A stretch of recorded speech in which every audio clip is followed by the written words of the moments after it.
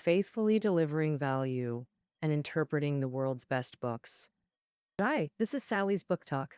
Today, I'll be discussing the book The Solar System, moving from the third ring to the fourth ring, a chronicle subtitle, Space Voyage, Void Living, and Strange Science. The solar system has 8 planets. Earth orbits in the third ring, Mars in the fourth ring. Colonizing Mars is humanity's space dream. So, what exactly is this journey like, traveling from the third ring to the fourth ring in space? Is it grand and heroic, thrilling and exciting, or full of fun and fascination? If you're still stuck in romanticized views of space exploration, this book flips the script. It strips away the glamour to reveal the dangers, hardships, embarrassments, frustrations, and even unspeakable sides. The author, Mary Roach, is the queen of humor in science writing. She excels at using a lighthearted tone for serious science. Every book she writes hits the New York Times bestseller list. In this book, Roach explores simulation pods and labs at space agencies worldwide. She doesn't focus on heroics or adventures. Instead, she tells it from a feminine perspective. Those seemingly trivial little things in space, like how to deal with not being able to shower. So what happens to your body after 3 months in bed? What if you throw up in your helmet or pee yourself in zero gravity? Roach vividly describes, with objective scientific calm, life and death moments and everyday bodily functions in space. It's hilarious and heartbreaking, redefining what it means to be an astronaut. Hmm. Now, I'll take you on a real down-to-earth space journey, covering psychological, physiological, and everyday aspects. First, a fundamental question. What kind of person can become an astronaut? In over 50 years, only about 500 people worldwide have become astronauts. It's an elite of elites. We naturally picture brave, adventurous heroes. But the truth is, the key qualification isn't bravery, it's the ability to handle boredom. Roach witnessed a Japanese astronaut selection test where 10 candidates were given colored paper to fold origami cranes. Yeah, you heard that right. Folding 1,000 paper cranes, that's the task these national heroes have to face.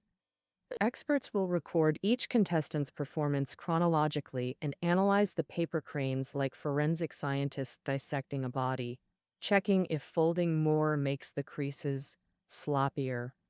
What's the difference between the first 10 and the last 10, and so on? Besides origami, contestants' tasks include building robots with Lego bricks, drawing with colored pencils, doing talent shows, and all this is handed over to experts. Expert analysis. The author says, if I told a stranger about what I saw here, they'd never imagine it was a space agency. It seems more like a daycare center. Don't underestimate these play-like tasks. They reveal astronauts' true psychological resilience, whether they're patient and composed, as small things in space can be life or death. The simpler the task, the more it tests one's willpower against boredom and negative emotions. Space agencies never lack geniuses and heroes. Almost all astronauts are ex-pilots whose 9-to-5 job is breaking flight records. For them, all kinds of thrills and near-death escapes are just part of the routine. The bigger challenge in space exploration is dealing with boredom. Without the mental strength to overcome boredom, endure, and handle loneliness, astronauts' psychological state will crumble. Flying into space, such an exciting thing, can it really be boring? Don't doubt it. Take the Mir space station, for instance. Its living area is only as big as a long-distance bus. In such a cramped, confined space, there's nowhere to run. Outside the window, it's barren with no scenery at all. Once astronauts lose sight of Earth, there's nothing else worth seeing. Outside, it's pitch black forever. Trapped longer in that environment, people get more anxious, and the more anxious, the angrier. But here, there's no door to slam, no road to speed on. Astronauts can only vent to 3 targets: mission control, teammates, or themselves. Most vent to mission control, which is almost a time-honored tradition. For example, during NASA's Gemini 7th mission, There's a communication log of an astronaut loudly complaining to ground control. She said, "Tell Dr. Strong Magnet, can't you make this $300 meal taste better? The vent's too tight. I can't even squeeze anything out." And now it's squeezed out. The windows are splattered with veggies and chicken. This astronaut's mission was only 2 weeks, and the complaints were mild. What if it were longer? In a simulated flight, two multinational astronaut groups were isolated for 3 months, resulting in unwanted kissing, bloody fights, splattering the walls, outright resignations, everyone venting on teammates, nearly halting the experiment. Besides venting to mission control and teammates, some astronauts bottled up emotions silently, leading to depression. Cosmonaut Ravik on the Mir space station stayed in space for a full 6 months. He admitted sometimes wanting to hang himself, but couldn't due to zero gravity. Currently, the longest single human stay in space is 340 days. Consider our Mars plan from the third to fourth ring. A round-trip mission takes a full 500 days. Now you see why they test astronauts' origami crane skills. As space missions lengthen, agencies need calm, emotionally stable, humorous people, not bold daredevils. The Moscow Institute of Biomedical Problems is even researching adult toys for space to relieve anxiety. This consideration is very practical. Facing a 500-day space mission, psychological issues become top priority. Having covered psychological issues, let's now look at physiological problems. The biggest difference between space and Earth is gravity. We often say zero gravity for space flights, but that's misleading. Spacecraft orbiting Earth are still in its gravity. For example, the ISS orbits at about 400 kilometers altitude, with gravity only 10% weaker than Earth's surface. Gravity provides centripetal force, so spacecraft orbit Earth like the moon. So relative to Earth, astronauts are weightless. It's novel and exciting. But after floating in space a while, you'll soon miss Earth. A major physiological reaction to weightlessness is dizziness, leading to vomiting. Let's first understand why dizziness occurs. Medically termed sensory conflict, meaning the eyes and inner ear balance systems aren't coordinated. Okay, for example, picture yourself sitting in a ship's cabin, rising and falling with the ocean swells. Since you're moving with the room, your eyes tell your brain you're stationary, but the vestibular system in your inner ear, responsible for balance, disagrees. Your inner ear senses the motion. When the ship sinks, your inner ear rises. When the ship rises, your inner ear sinks. The conflicting signals confuse your brain, causing nausea. You'd feel better on deck because your eyes can use the horizon as reference to see the ship moving. Normally, when standing still, otoliths settle at the bottom of your inner ear. But in weightlessness, regardless of your position, otoliths float mid-ear. Suddenly turn your head, and otoliths bounce off ear canal walls. The sensory conflict keeps you nauseated. With no horizon reference, space has no up-down. Directions flip unexpectedly. Astronauts report even accidentally seeing a teammate upside down can trigger sudden dizziness and vomiting. In space, no one feels embarrassed about nausea. Apollo astronaut Frank Borman said he vomited like a dog. So what if you vomit inside your helmet during a spacewalk? Floating vomit could drift into your nose and mouth, causing suffocation. Astronauts have died from inhaling vomit, so helmets direct airflow downward to blow vomit into the suit. Gross but life-saving. Vomiting's just a minor nuisance in weightlessness. The bigger problem is bodily degeneration from weightlessness. The human body follows use it or lose it. Normally, leg muscles and veins tighten when standing to prevent blood pooling in feet. In weightlessness, this function slacks off, blood pools in the upper body, tricking the body into thinking there's excess blood, so it halts blood production. Astronauts end up with 10 to 15% less blood volume in space. When returning to Earth, low blood volume combined with lazy veins causes dizziness. This is orthostatic hypotension. That's why astronauts often faint during post-mission press conferences. Similarly, Bones undergo comparable deterioration, but far more severe. When you start running or gain weight, your body strengthens bones and muscles for support. Conversely, if you stop running or lose weight, your skeleton shrinks. Similarly, in space, without gravity's pressure, your body decides it doesn't need as much bone mass. Bone loss results after 6 months in space. Astronauts return with 15 to 20% less bone mass than when they left. And a 2-year Mars mission could cause paralysis level skeletal damage. The lower body could lose 1/3 to half its bone density. When stepping out of the capsule after returning from Mars, an astronaut might fracture instantly. This is no joke. NASA has poured resources into researching bone loss prevention. They discovered weightless bone deterioration can be simulated simply prolonged bed rest. This position causes bodily degeneration at space equivalent rates. NASA pays volunteers to lie in bed for 3 months, 24/7, doing everything lying down, even eating and using the toilet, to test medications and exercise equipment. Though undignified sounding, volunteers are honored as Earthnauts. Their suffering mirrors astronauts.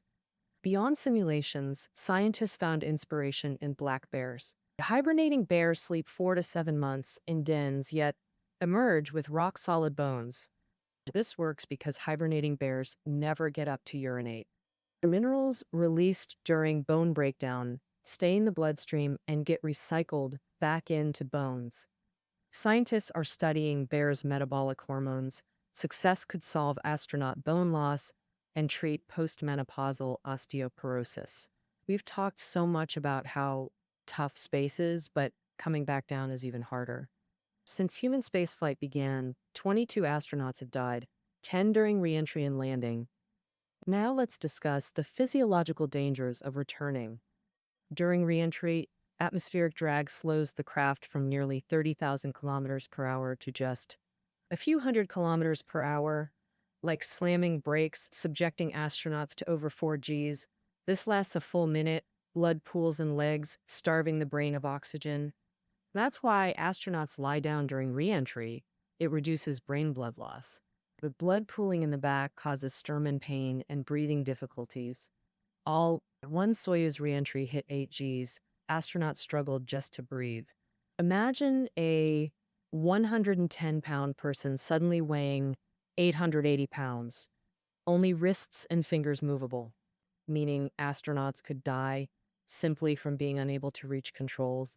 Even surviving atmospheric entry, danger continues. Every landing is essentially crash landing. Capsules lack wings or landing gear, only parachutes for deceleration. Landing feels like a car crash. Astronauts endure vertical and horizontal impacts.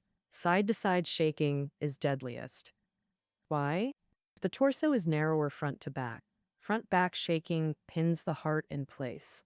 But side-to-side shaking gives the heart room to detach from the aorta. Different tissues colliding is deadly too. They accelerate at different rates. Bones accelerate faster than flesh. During impact, the skeleton moves until seatbelts stop it, then rebounds. Organs start moving about a second after the skeleton.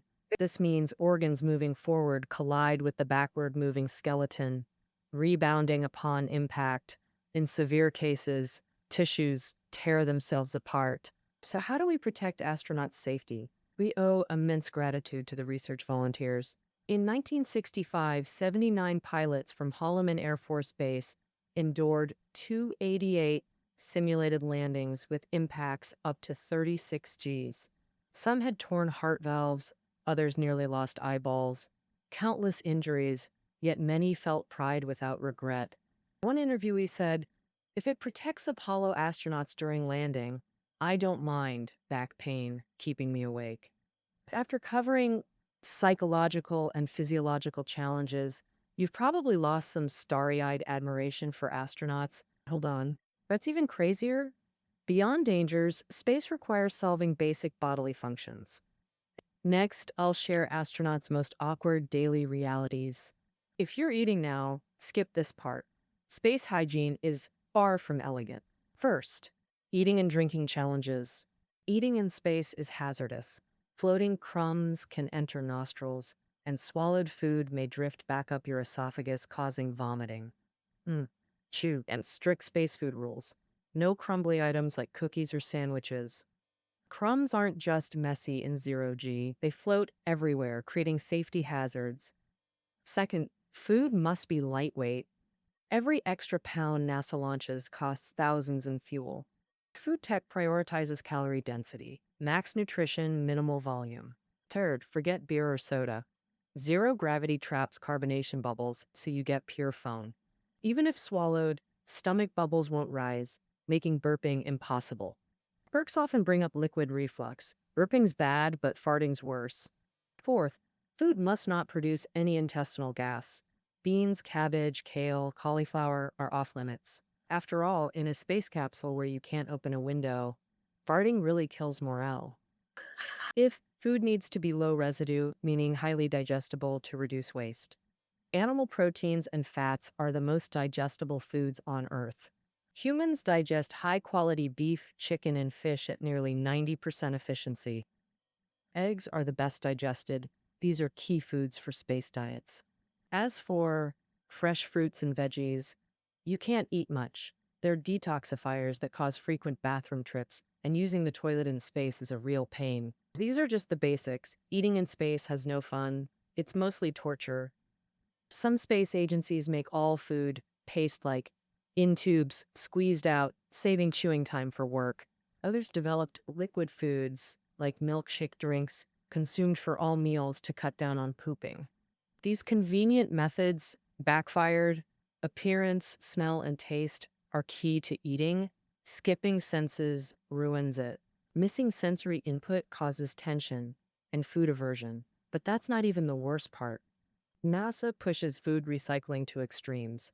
They've made tech to purify urine into drinking water, reportedly clear and sweet. Though technically fine, not all astronauts can stomach drinking it. They're also exploring using soy and milk to make fabric. Since you can't wash clothes in space and dirty laundry takes room, why not hydrolyze fabric into food? Meaning, have astronauts eat their own dirty clothes. Sounds like a stomach-churning nightmare. Now, after food and drink, let's cover excretion. How to use the toilet in space. If you heard someone put cameras in a toilet, you'd think it's perverted. But this is the demo toilet at space centers. Cameras mounted on the bowl, aimed right at your butt. The person on the toilet sees a live monitor with text instructions. Sit on training seat and spread buttocks. This absurd yet necessary procedure lets you check via camera if your rear aligns with the toilet's center. Because in zero gravity, you can't accurately gauge position by feel. If misaligned, you'll soil the rim and clog air holes around it. Space toilets don't flush. They vacuum waste with airflow. Docked holes make cleanup a nightmare. New toilet seats even spread buttocks for precision. Excreting in zero G is serious. Peeing might require catheters. On Earth, gravity pools urine at the bladder's bottom, signaling the brain as it fills. In space, urine spreads along bladder walls due to surface tension. The urge feels different. Signals only come when nearly full. Your bladder might be bursting.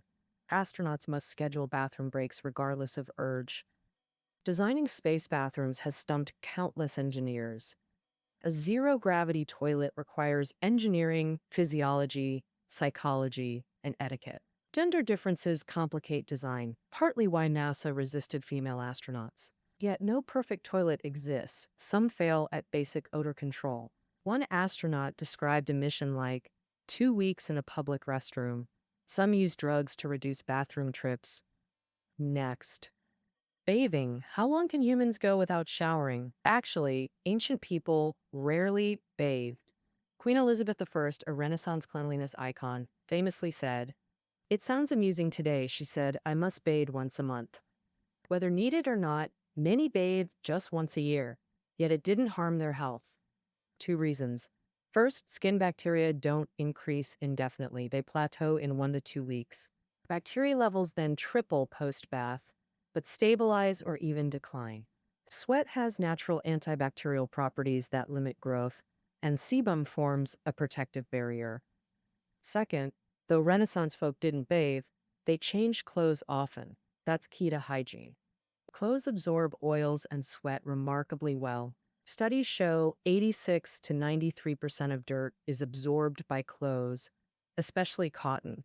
So in cramped capsules, astronauts can't shower. While not unhealthy, the real issue is not changing clothes. In a simulation, subjects wore spacesuits and helmets 24/7 for 4 weeks. Clothes stuck to skin and began decomposing. They called it absolutely horrifying. In an actual flight, flight surgeons begged NASA to let astronauts briefly undress for air. One astronaut recalled his son telling everyone, "My dad orbits Earth in his underwear. Short missions might manage." But those on months-long space station stays must seriously address bathing. In zero-G, water from a showerhead forms floating blobs. Inches away, it doesn't flow down. The water alone can't clean you. The USSR Salyut station used airflows to direct water. Partially successful, but blobs still formed. Blobs stick to mouths and noses. To avoid drowning, astronauts bathe in scuba gear, as one cosmonaut recalled. A naked man with a snorkel, goggles, and nose clip. What exotic bathing! These astronauts, just like Elizabeth I, only bathe once a month. Nowadays, there are no shower facilities in space. Everyone just wipes down with wet towels. That's the main content of the book. I bet you've got a whole new perspective on astronauts now. Behind all the flowers, glory, and admiration, they face huge trials. From big challenges like pushing life's limits to small daily stuff like eating, drinking, and every move. In NASA's records, some astronauts even carried suicide pills on missions. For every bit of glory, there's hardship. Humans don't belong in space, but exploring it is humanity's way of seeking new life possibilities. This group of astronauts writes the legends of human space activities. As long as exploration goes on, these stories will keep going forever. That wraps up our interpretation of the book Moving from the Third Ring to the Fourth Ring, a chronicle. Listening notes are below the audio. See you tomorrow.